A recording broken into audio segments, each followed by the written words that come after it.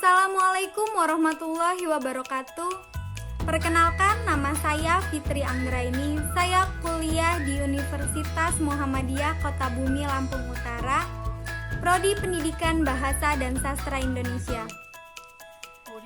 Di sini Ibu akan menjelaskan mengenai materi cerita pendek, yaitu menentukan nilai-nilai kehidupan dalam teks cerita pendek. Manfaat yang langsung dapat kita rasakan adalah bahwa cerpen memberikan hiburan atau rasa senang. Kita memperoleh kenikmatan batin dengan membaca cerpen. Dengan membacanya, seolah-olah kita menjalani kehidupan bersama tokoh-tokoh dalam cerita itu. Ketika tokoh utama mengalami kesenangan, kita pun akan turut senang. Dan ketika tokoh utama mengalami kesedihan, kita juga akan merasakan kesedihannya. Selain itu, dengan membaca suatu cerpen, kita bisa belajar tentang kehidupan, bisa lebih bijak dalam menghadapi beberapa peristiwa yang mungkin pula kita hadapi. Misalnya, dengan adanya tokoh yang bersikap angkuh, kita akan menjadi tahu bahwa sikap itu sering menimbulkan ketersinggungan bagi pihak-pihak tertentu. Perhatikan cuplikan cerpen di atas ini.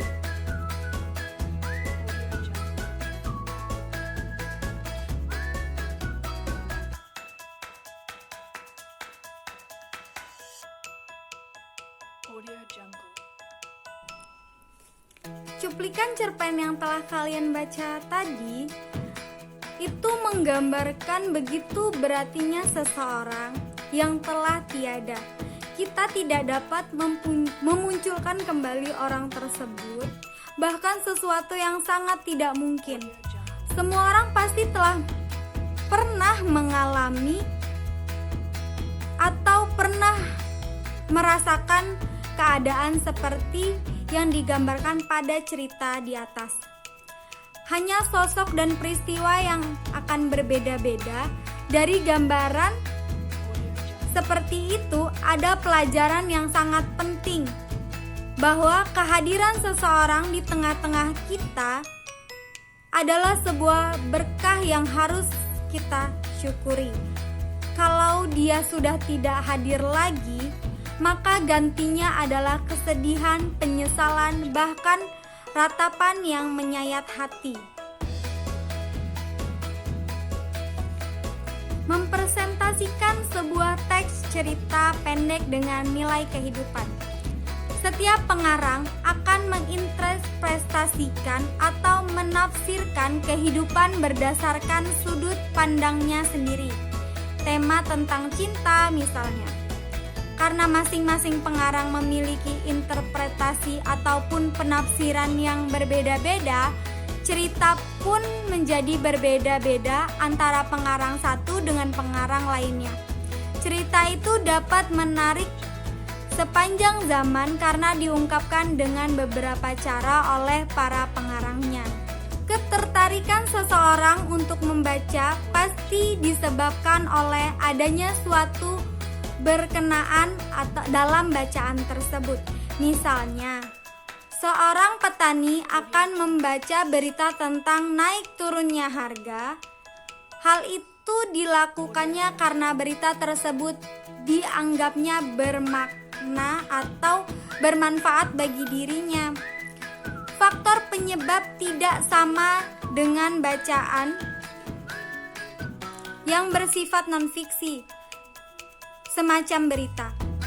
Seseorang membaca cerpen bukan untuk mendapatkan informasi.